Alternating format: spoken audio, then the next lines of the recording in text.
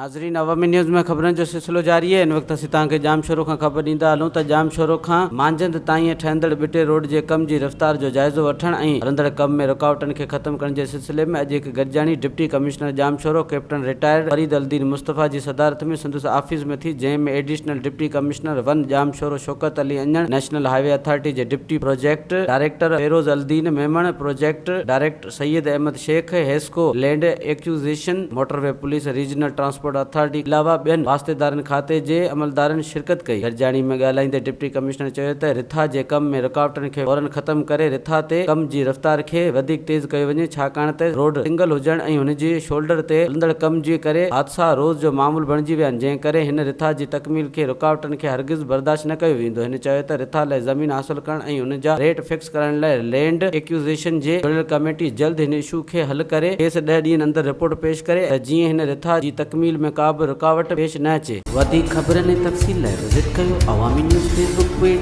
YouTube page ऐं अवामी news website.